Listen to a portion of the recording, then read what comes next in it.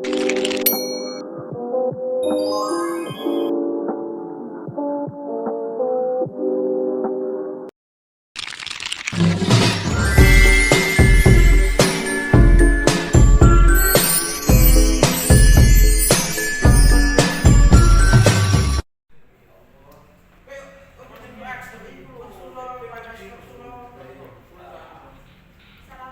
warahmatullahi wabarakatuh. Waalaikumsalam warahmatullahi wabarakatuh. Selamat pagi teman-teman. Pagi.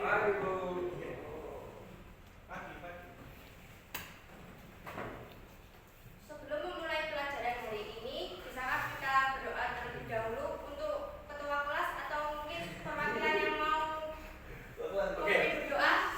Sebelum memulai pelajaran pada pagi hari ini, mari kita berdoa sesuai kepercayaan teman-teman masing-masing. Berdoa dimulai. Berdoa tak pernah selesai. Baik, karena mungkin ini adalah pengalaman pertama saya untuk dalam mengajar SMK kelas RPL. Mungkin saya bisa perkenalan terlebih dahulu. Perkenalkan, nama saya Cynthia Ratna Ayuni. Saya berasal dari kota Nganjuk. Nah, teman-teman bisa perkenalan satu persatu nggak? Namanya, asal, atau mungkin tempat tinggal sama nama panggilan. Mulai dari Mas Yasin.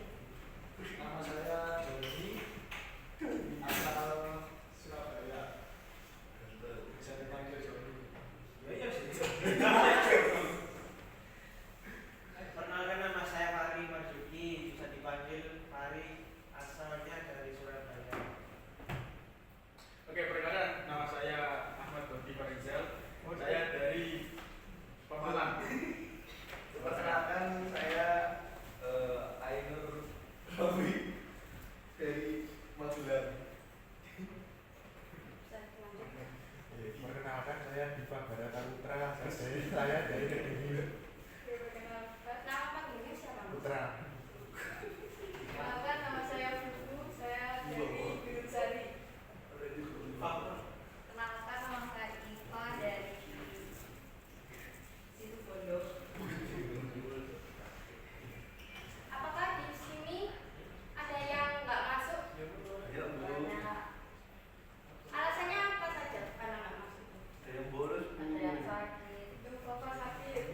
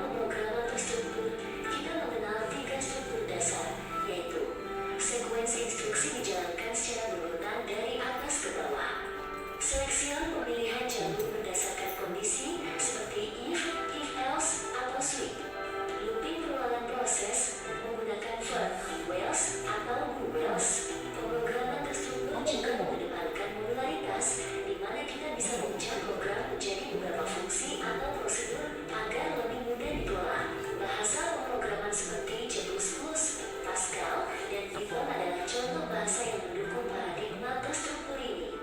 Jadi, dengan memahami konsep pemrograman terstruktur, kamu akan lebih siap untuk menyusun program yang efisien. Belajar dan minim error, tetap semangat belajar, dan jangan lupa untuk terus eksplorasi. Karena di dunia NPL, semakin kamu belajar, semakin kamu bisa menciptakan sesuatu yang luar biasa. Sampai jumpa di video berikutnya, hanya di NPL Scale One, tempatnya generasi coding masa depan.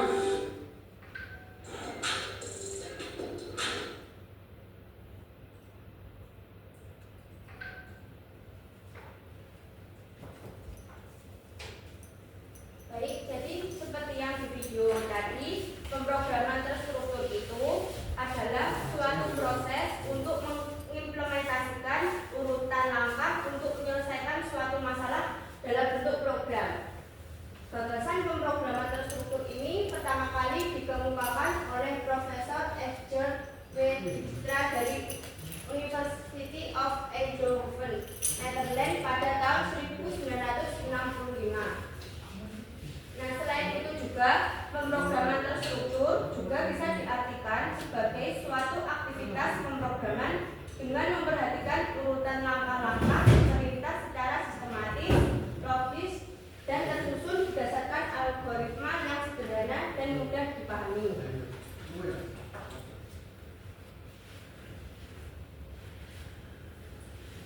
Nah, di dalam pemrograman terstruktur itu ada tipe data. Tipe data di pemrograman terstruktur itu ada 4. Yang pertama yaitu bilangan bulat atau integer, yang kedua bilangan real, yang ketiga karakter, yang keempat atau yang terakhir yaitu boolean. Bilangan bulat atau integer yaitu tipe data yang merepresentasikan angka tanpa nilai desimal. Bilangan ini bisa positif, negatif, ataupun nol. Untuk bilangan real, yaitu adalah tipe data yang merepresentasikan angka yang memiliki nilai pecahan atau desimal. Untuk tipe data karakter, yaitu tipe data yang merepresentasikan suatu huruf, angka, simbol, ataupun tanda tertentu dalam bentuk satu unit teks. Yang terakhir yaitu tipe data boolean, yaitu tipe data yang hanya memiliki 2 nilai, yaitu true atau false. Tipe data ini sangat penting untuk logika pemrograman, pengambilan keputusan, dan kontrol alur program seperti if, else, when, dan for. Oh iya, di sini bisa menyebutkan nggak salah satu anak itu bilangan bulat? Tipe data bilangan bulat itu seperti apa aja? Belum. Tipe datanya. Bilangan bulat ya? Iya. Salah. 0, 1, 2, 3, 4. Integer, Mbak. Integer soft. Absen berapa, Mas? 4 lah. 4 Bu. Kelas. Nah, kita lanjut ya. Di sini operator itu apa sih? Ada yang bisa menjelaskan nggak operator itu apa? Tahu. Ya. Operator adalah orang yang menjalankan suatu hal. Ada yang lain nggak? Orang yang menjalankan suatu program atau develop. Oke. Untuk Masnya tadi yang pertama, 11. Masnya 4 ya? Iya. Iya, Pak. Jawab kan guru Nah, kalau di operator pemrograman terstruktur itu yaitu sebuah simbol yang berada di antara dua buah operan dan bisa menghasilkan suatu hasil. Di operator ini ada 3 jenis. Yang pertama yaitu operator aritmatika, ada yang kedua itu operator relasi, dan yang ketiga operator logika boolean.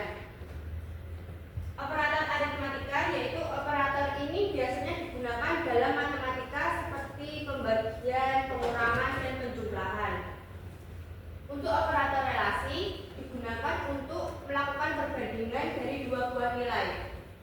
Yang terakhir yaitu operator logika boolean itu digunakan untuk melogikakan 2 atau lebih kondisi. Jadi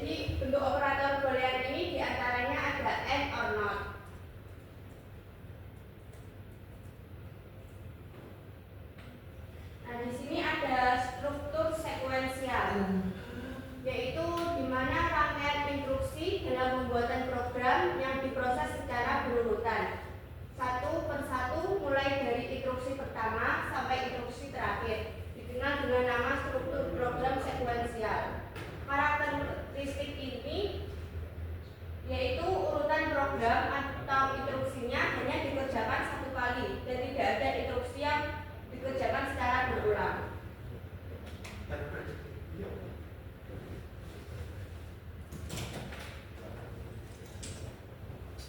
Di dalam pemrograman terstruktur ini ada struktur kontrol percabangan. Struktur kontrol percabangan dilakukan karena di suatu program tidak akan selalu berurutan seperti struktur sekuensial. Ada kalanya akan dihadapkan pada permasalahan program yang mengandung pemilihan. Untuk karakteristik dalam struktur kontrol percabangan ini, suatu pernyataan yang ada dalam blok percabangan akan dikerjakan atau diproses jika kondisi atau syarat yang ditentukan bernilai benar. Sedangkan jika kondisi atau syarat tidak sesuai atau bernilai tidak benar, maka pernyataan dalam blok percabangan tersebut tidak akan dikerjakan atau diproses. Di struktur kontrol percabangan ini ada 5 jenis. Yang pertama yaitu satu kondisi. Satu kondisi, jika kondisi benar maka blok pernyataan akan dikerjakan. Sedangkan jika kondisi salah maka langsung meloncat mengerjakan instruksi selanjutnya yang berada di luar blok. Yang kedua yaitu dua kondisi. Dalam percabangan dua kondisi, jika kondisi bernilai salah atau tidak terpenuhi, maka akan ada pernyataan atau statement lain yang akan dikerjakan atau diproses. Artinya, jika kondisi bernilai benar atau terpenuhi, maka pertanyaan pertamalah yang akan dikerjakan. Jika pertanyaan yang pertama salah, maka loncat ke pertanyaan kedua yang akan dikerjakan. Nah, yang ketiga yaitu banyak kondisi. Dalam struktur IF ini ada banyak kondisi yang harus diperiksa dalam satu kali pemeriksaan untuk bisa menjalankan suatu pernyataan yang ada dalam blok IF-nya. Lalu yang keempat yaitu bersarang. Bentuk percabangan ini termasuk struktur percabangan yang cukup kompleks. Bentuk percabangan ini mengizinkan adanya struktur IF di dalam struktur IF lainnya. Yang terakhir yaitu perintah switch, yaitu di mana ada kalanya akan menemukan kasus pemrograman yang dihadapkan pada banyak pilihan serupa, sehingga akan merasakan kesulitan dan kerepotan jika menggunakan struktur IFL saja. Pada kondisi inilah kalian lebih baik menggunakan switch. Syarat untuk menggunakan switch itu ada dua, yaitu yang pertama, kondisi harus berisi data yang bertipe integer, char, atau boolean. Yang kedua, perintah break ini berfungsi untuk menjalankan perintah jika ada satu kondisi tertentu.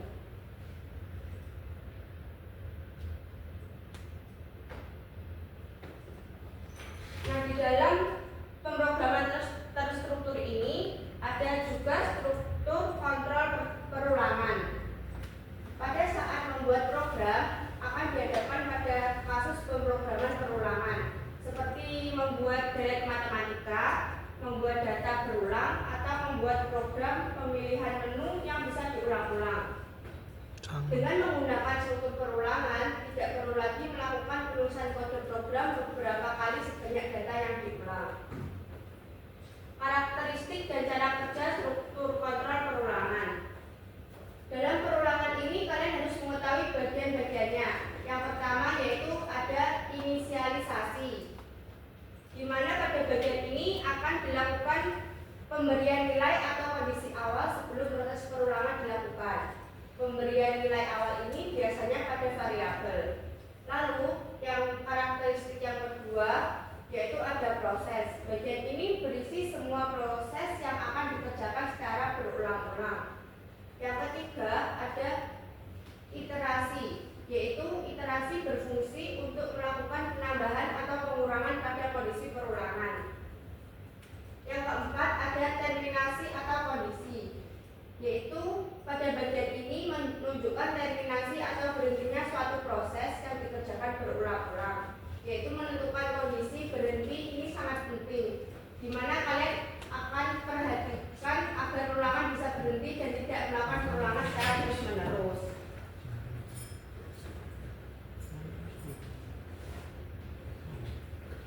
Nah, di sini ada bentuk struktur kontrol perulangan. Yang pertama itu ada for, yang kedua ada while, yang ketiga ada do while. Yang for itu saat akan membuat program perulangan dengan for ini, maka harus sudah tahu berapa kali perulangan akan dilakukan. Harus tahu perulangan ini dimulai dari angka berapa dan diakhiri dengan angka berapa. Jadi di for ini kita harus tahu kita akan melakukan perulangan itu berapa kali, dan jika berhenti atau mau melanjutkan kita harus tahu di mana angka berapa kita harus memulai dan diakhiri dengan angka berapa. Yang while, yaitu struktur ini pemeriksaan kondisi perulangan dilakukan di awal blok perulangan. Jadi untuk while ini pemeriksa kondisi perulangan itu dilakukan di awal program. Yang ketiga ada do while, yaitu struktur ini melakukan pemeriksaan kondisi perulangan akan dilakukan di akhir blok perulangan.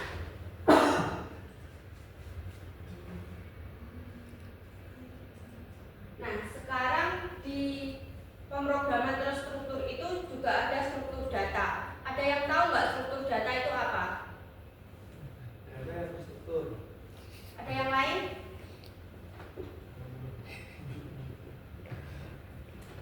Mas Ainur mungkin struktur data. Struktur data itu merupakan rangkaian dari susunan suatu data untuk disusun untuk user agar memudahkan user untuk mencari data. Oke. Nah, di sini ada penjelasan sedikit video tentang struktur data. Struktur data menjadi salah satu bagian yang penting yang wajib dipahami oleh kita para programmer ya. Struktur data ini memudahkan pengguna untuk mengakses data yang dibutuhkan secara tepat dan juga tepat. Ini karena struktur data memiliki format khusus yang berfungsi untuk mengatur, memproses, mengambil, dan juga menyimpan data. Nah, lalu apa itu sebenarnya struktur data? Kali ini kita akan membahas sekilas mengenai apa itu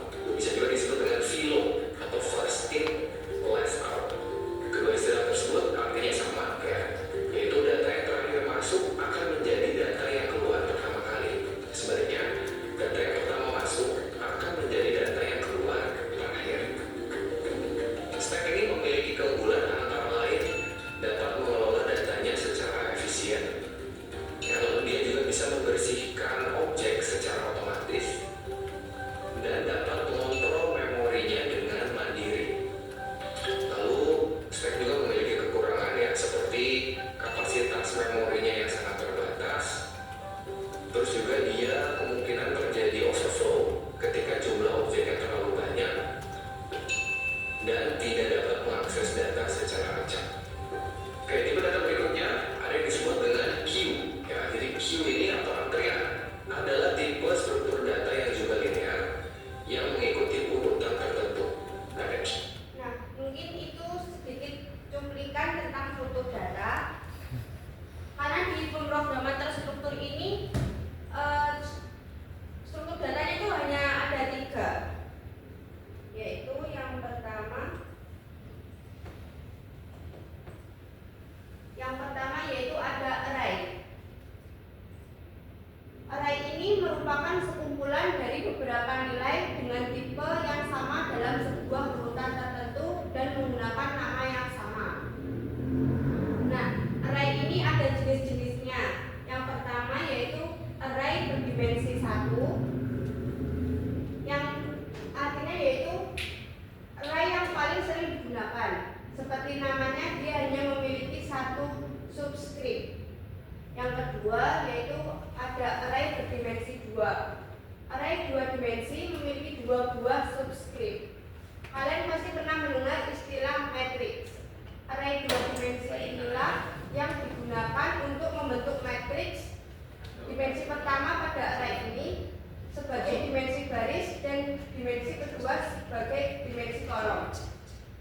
Jenis yang terakhir yaitu array berdimensi 3. Array berdimensi 3 ini sangat jarang digunakan. Array ini terdiri dari 3 subscript, yaitu bisa digunakan untuk membuat array 2 dimensi yang tiap-tiap dimensinya menyimpan data string.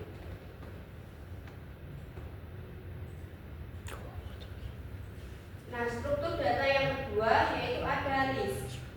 List ini biasanya digunakan untuk menyimpan data yang dilakukan dengan struktur agar secara otomatis kalian bisa menciptakan suatu tempat penyimpanan yang baru yang kapan saja data itu diperlukan. Di list ini juga ada jenis-jenisnya. Jenis-jenisnya itu ada 2, yaitu linked list. Linked list termasuk struktur data yang terdiri dari sekumpulan node yang tersusun secara berurutan. Jenis-jenis linked list ini yaitu ada single linked list. Node dalam list ini menyimpan data dan alamat node berikutnya.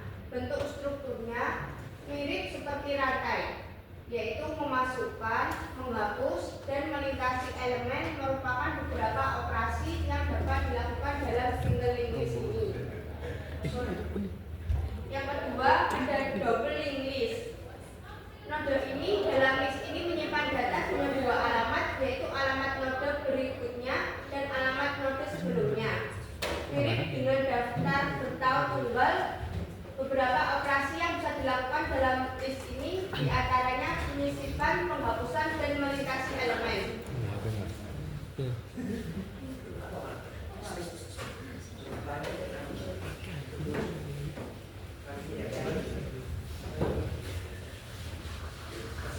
Selanjutnya di struktur data itu ada stack. Stack atau tumpukan bisa diartikan sebagai kumpulan data yang seolah-olah diletakkan di atas data yang lain. Operasi yang dilakukan stack yaitu push dan pop. Nah, di sini ada kuis yang bisa dikerjakan sama teman-teman nanti ya. Ya, Bu. Nah, kesimpulan dari pemrograman terstruktur ini adalah pendekatan pemrograman yang mengedepankan logika yang jelas, terorganisir, dan efisien dalam membangun perangkat lunak. Pendekatan ini membagi program menjadi blok-blok kecil yang disebut fungsi atau prosedur, memungkinkan pengelolaan kode yang lebih mudah, penggunaan ulang modul, serta pemeliharaan yang lebih baik. Dengan menggunakan struktur kontrol seperti percabangan, perulangan, dan fungsi, pemrograman terstruktur membantu mengurangi kerumitan program dan meningkatkan keterbacaan kode. Penerapan pemrograman terstruktur sangat penting untuk menghindari spaghetti kode, mengurangi bug, dan mempermudah pengembangan jangka panjang. Ini juga menjadi dasar untuk berbagai paradigma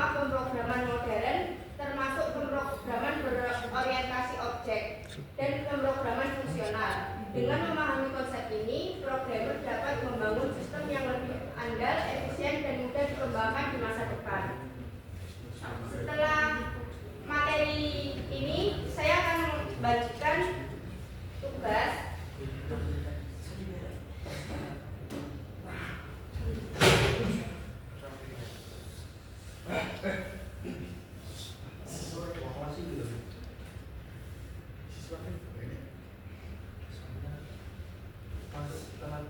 Nah, tugasnya ini yaitu ada studi kasus. Yang pertama, petunjuk kerjanya itu baca studi kasus dengan teliti. Yang kedua, diskusikan solusi pemrograman dalam kelompok. Yang ketiga, jawab pertanyaan analisis dan buat kode programnya. 4, dokumentasikan output program dan refleksi hasil. 5, mempresentasikan hasil kerja kelompok ke kelas. Untuk pembagian kelompok saya serahkan ke kalian. Untuk studi kasusnya yaitu ada Pak Andi, seorang pemilik toko komputer, ingin membuat program sederhana untuk menghitung total harga barang yang dibeli pelanggan dengan ketentuan sebagai berikut. 1. Setiap pelanggan membeli 2 jenis barang. Yang kedua, program meminta input nama barang, jumlah, dan harga per unit. Yang ketiga, jika total belanja lebih dari 500.000, pelanggan mendapatkan diskon sebanyak 10%. Yang keempat, hasil ditentukan dengan format yang rapi. Untuk soalnya, yang pertama, data apa saja yang perlu digunakan dalam program ini. Yang kedua, tipe data apa yang cocok untuk menyimpan informasi tersebut. Yang ketiga, operator dan struktur kontrol apa saja yang diperlukan dalam proses perhitungannya. Lalu kalian nanti akan membuat kode programnya dan hasil outputnya juga. Nah, mungkin ada yang ditanyakan untuk tugasnya ini? Nyambung. Ya. Apakah dikerjakan individu apa kelompok? Tugasnya ini kelompok. Satu kelompok isinya 3-4 orang. Pembagiannya gimana, Bu? Bisa dikembalikan ke siswanya lagi ya. Mau kelompoknya itu dibagi secara urut absen ataupun acak, terserah. Baik, Bu, terima kasih. Cukup, Bu. Bu. Oke, cukup ya. Dan tugas ini bentuk laporan ya. Jadi kalau bisa membuat laporan semenarik mungkin. Kayak makalah ya, Bu, dari Bu. Iya. Oke, siap, Bu. Siap, Bu. Dan untuk pengumpulannya nanti secara itu ya di Google Drive ke ketua kelas.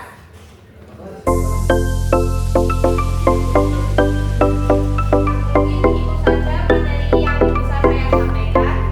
Kalau ada kurang dan lebihnya mohon maaf sebesar-besarnya. Wassalamualaikum warahmatullahi wabarakatuh.